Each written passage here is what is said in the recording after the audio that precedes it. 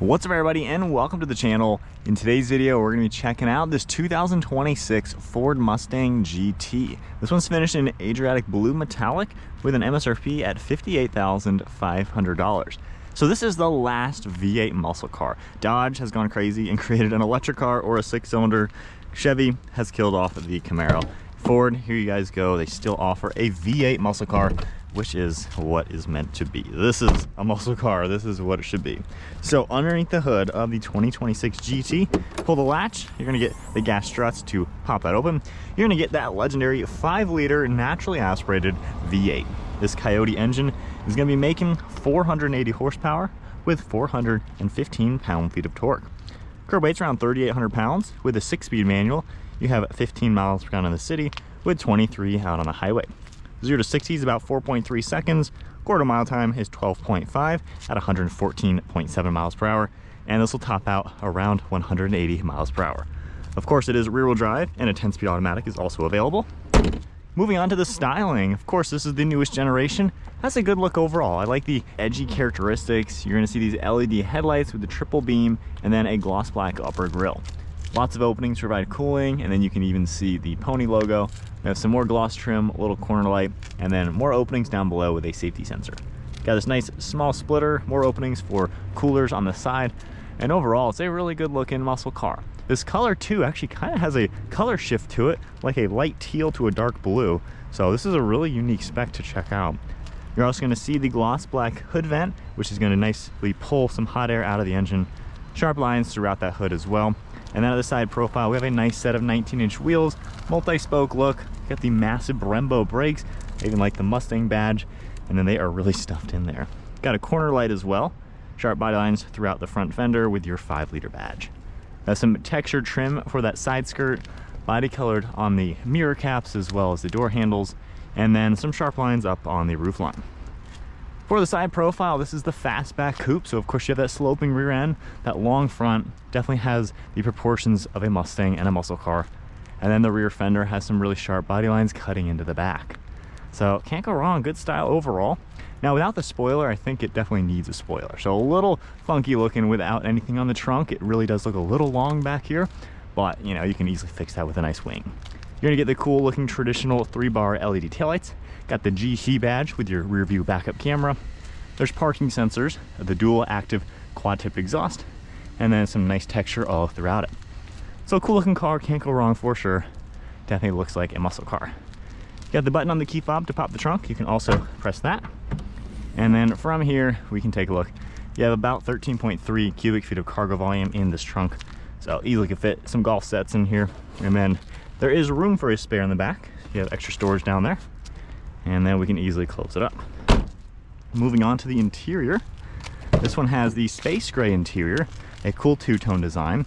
Now, Mustangs are also 2+2 for the most part. They have back seats, and you can easily open them up for more access into the trunk. Now, I say 2+2 because this is a cramped rear end. So at 5'11", sitting here with the driver's seat at my height, as you can tell by the crooked camera, I can't get my head nice and straight. So this would be good for kids. There are anchor points for car seats, but nonetheless, this is very cramped for a grown-up, but still usable for cargo or kids. And then climbing out, a little bit of a challenge, but once we're out, we can manually pop the seat back into place. Now, along the door panel, we have a little bit harder plastic around it, then this really nice soft touch all throughout it with the space gray fabric. There's gonna be this plastic carbon fiber style trim, some aluminum accents, and then your window and mirror controls. We have a manual recline, power controls for everything else, and then this smooth synthetic leather style material with the space gray fabric all throughout it. Nicely making its way to the headrest with that two-tone style. And then we have a flat bottom design on the steering wheel with the black leather, silver, and the plastic carbon fiber. From here, clutch in, you can fire it up. Now, as you can tell, we have this nice park and brake right here that looks like a manual one. It's actually an electronic brake. So when I put my foot on the brake, just press it down, that disengages.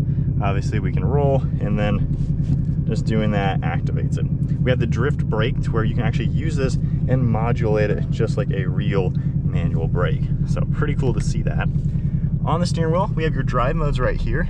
So that will go through an animation. It takes a minute for every one to show, but You have a lot of drive modes in this car, from drag to wet, sport, all that good stuff. We have cruise control, some audio information, steering wheel we can also adjust. We have 3 different modes, and then we have the stalk on the right for windshield wipers, stalk on the left for turn signals.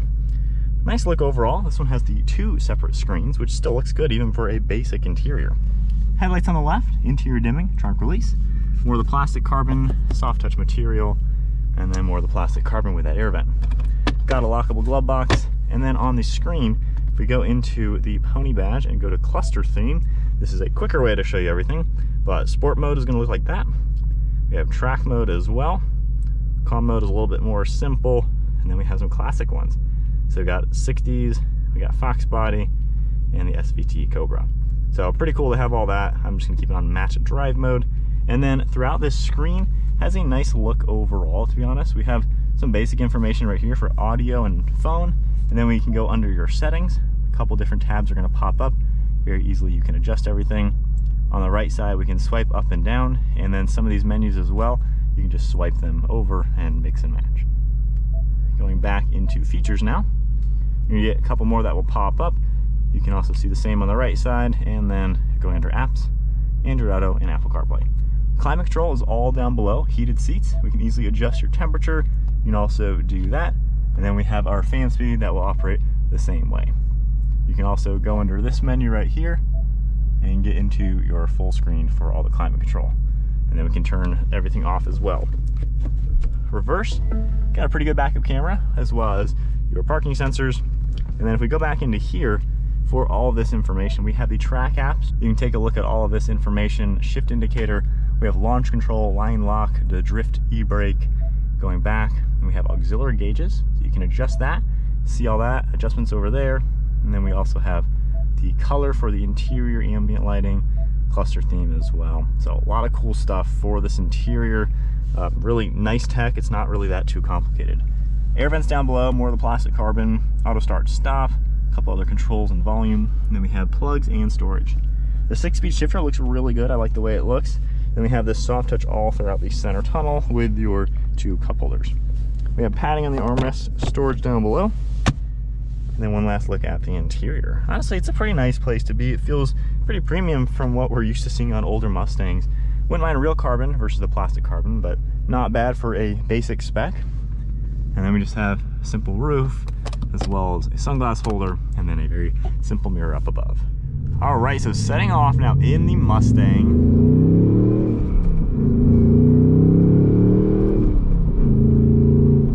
So, cool thing with the Ford Mustang is the fact that we have a V8 and a manual. The other American car companies can't even remotely say that. So the fact that Ford is still offering a real muscle car in today's world is awesome. And in this 2026, kind of a base GT, but you have the active exhaust, the nice e-brake, the Brembos. This is kind of the good spec to get to then build it up, you know, do a couple mods and really make it your own. But this is a pretty nice car overall.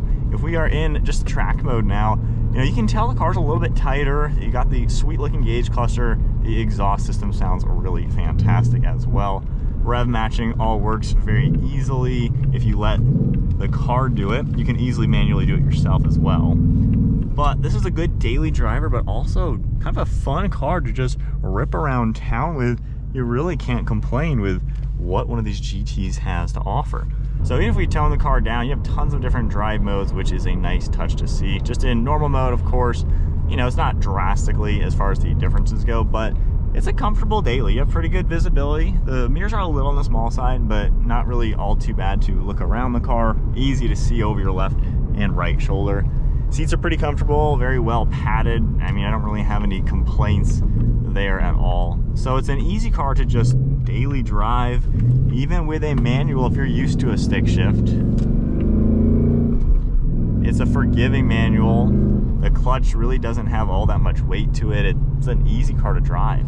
And while this isn't a Tremec manual like the Dark Horse will get, it feels good. It feels responsive and very direct. I don't have any complaints with that stick shift. It feels really good, as you would want in any, you know, performance vehicle. Screen all works pretty easy. It's really not all that difficult to go through climate controls and all of your other things. And then road noise and wind noise, you just hear the V8. You don't really hear much from the ground or the wind. I mean, mean, it's a pretty smooth driving, comfortable, normal car where the V8 is the soundtrack, which is awesome. That's what you want to hear in this car.